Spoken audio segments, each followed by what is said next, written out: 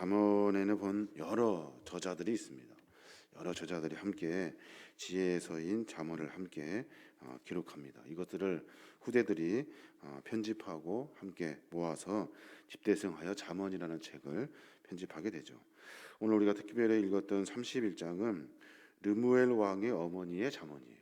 르무엘 왕의 어머니. 문제는 르무엘이 누구냐는 거예요. 르무엘 왕이 누구냐? 르무엘이라는 이름은 하나님이 사랑하는 자라는 뜻이에요. 솔로몬의 그 이름, 또 다른 이름이 여디디아라고 하는 이름이 있는데 그 이름의 뜻도 마찬가지로 여호와 하나님이 사랑하는 자라는 뜻이에요. 그러니까 어떻게 봐야 되냐면 르무엘 왕은 솔로몬 왕을 말해요. 솔로몬 왕의 왕을 르무엘 왕이다라고 이렇게 설명하는 겁니다.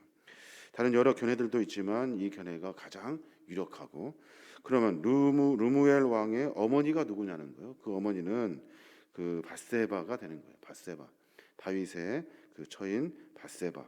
밧세바의 아들이 바로 솔로몬이기 때문에 그래요.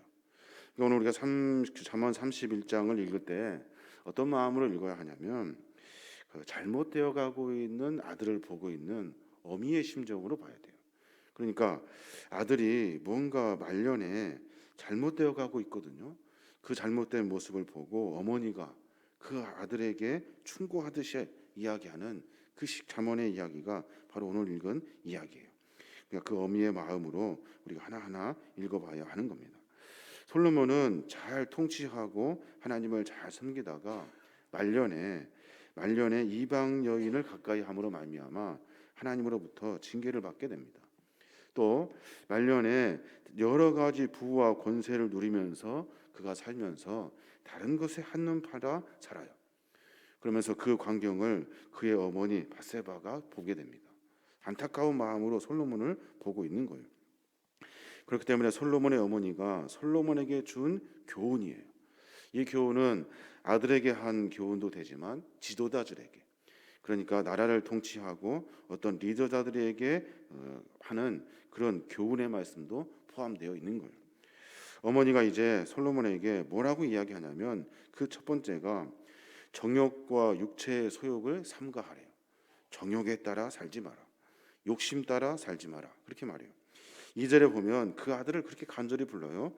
내 아들아 내가 무엇을 말하랴. 내 태에서 난 아들아 내가 무엇을 말하랴. 소원대로 얻은 아들아 내가 무엇을 말하랴. 아들을 계속 부르고 있다고요. 아들아 아들아 내 태에서 난 아들아 내 소원대로 얻은 아들아 이 귀한 아들아 하면서 아들을 불러요. 그러면서 당부한 말이 3절에 기록되어져 있어요. 내 힘을 여자들에게 쓰지 말며 왕들을 멸망시키는 일을 행하지 말지니라 라고 말해요. 네 힘을 여자들에게 쓰지 말래요. 아들에게 그런 간곡한 이야기를 하고 있는 거예요. 특별히 여자와 술을 가까이 하지 말라라고 이야기해주고 있는 겁니다. 여러 이야기들이 있지만 이방 여인들을 아내로 맞는 솔로몬의 그 상황을 지금 어미인 밧세바가 보고 있는 거예요. 수천 명이나 되는 여인들을 거느리고 있는 솔로몬을 보고 있는 거예요. 그 광경을 보고 어미가 안타까워서 네 힘을 이방 여인들에게 쓰지 말라라고 이야기하고 있어요. 솔로몬의 그 나라를 통치하는, 그러니까 국제 정세, 그러니까 여러 다른 나라와 교역하고 함께 연대하는 솔로몬의 정책 중에 하나가 뭐냐면 혼인 정책을 써요. 전쟁을 하지 않고 서로 혼인으로 말미암아 연대하에 나가는 거예요. 함께 이렇게 같이 평화로운 나라를 만드는 거죠. 그러니까 그쪽의 나라의 공주들을 우리 쪽에, 그러니까 솔로몬의 왕 부인으로 받아들여서 함께 혼인 관계를 맺어서 여러 가지 평화로운 세계를 만들어 가는 거예요. 이게 솔로몬의 정책이에요. 근데 이 정책은 바르지 않아요. 왜냐하면 다른 나라의 이방 신을 섬겼던 그 여인들이 이스라엘 땅으로 들어와서 그들이 행했던 신들을 그대로 또 다시 섬기게 되거든요. 그러면서 이 땅 가운데, 그 이스라엘 땅 가운데 이방 신을 섬기는 수많은 우상들이 가득가득 채워지게 되는 거예요. 왜 그렇습니까? 솔로몬의 그런 정책 때문에 그런 거예요. 그 광경을 보고 어미가 안타까워하고 있는 거예요. 내 태에서 난 아들아, 내가 그렇게 소원하여 기도하여 얻은 아들아, 제발 내 힘을 여자들에게 쓰지 말아라 라고 권면해주고 있는 겁니다. 여자를 가까이 하는 것 단순히 가정의 평화와 공동체의 질서를 파괴하는 것, 이것을 조심하라라고 이야기하는 것이 아니에요. 이것은 가정과 사회, 국가를 세우신 하나님의 이 창조 질서의 주권을 파괴하는 일이기 때문에 그래요. 그러니까 남편은 한 부인을 사랑해야 되고, 남자는 다른 여러 여자들과 만나는 것이 아니라 우리 마음을 줄 수 있는 순결함으로 삶을 살아내어야 하는 거예요. 근데 솔로몬은 너무나도 많은 여인들에게 자기의 힘을 쏟고 있는 거예요.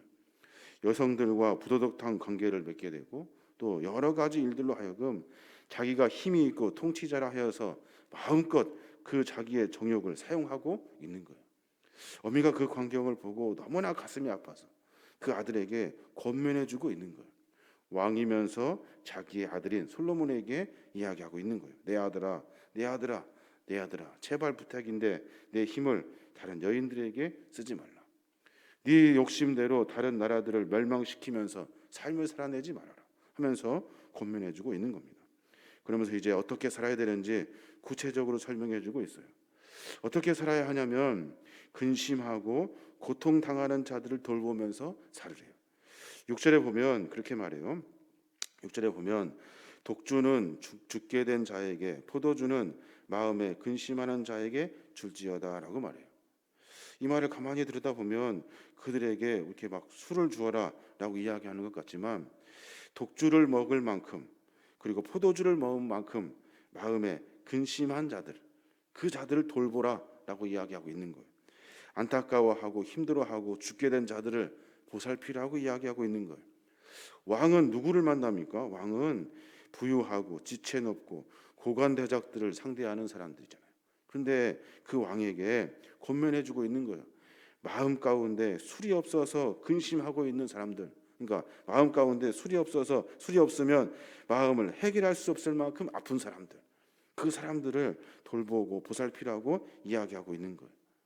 그러면서 너그러운 마음으로 근심하고 고통하는 자들을 돌봐해 줘야 된다라고 이야기하고 있는 거예요. 왕은 고관 대작들만 만나며 상대하는 사람이 아니라 가난하고 어렵고 궁핍한 자들 그 마음에 관심을 갖고 살아가는 것이 왕이래요. 우리의 삶을 살아내면서도 내적인 문제, 마음속에 답답하고 억울한 일을 당해서 고통당하는 사람이 수도 없이 많아요. 왕이라고 하여서 그거를 다 제끼고 내가 만나고 싶은 사람들만 만나며 사는 것이 아니라 백성 저 밑에 있는 어려워하고 있는 힘들어하고 있는 그 고통 가운데 있는 이들을 돌보라고 권면해주고 있는 거예요. 솔로몬 지금 어떻게 하고 있습니까? 힘이 있고 권력이 있고 자리가 높으니 다른 백성들을 보살피지 않는다는 그 광경을 어미가 보고 이야기해주고 있는 거예요. 참 잘못되어 가고 있다. 너 지금 뭔가 틀어지고 있다. 마음 상태가 정상이 아니다 라고 이야기해주고 있는 겁니다.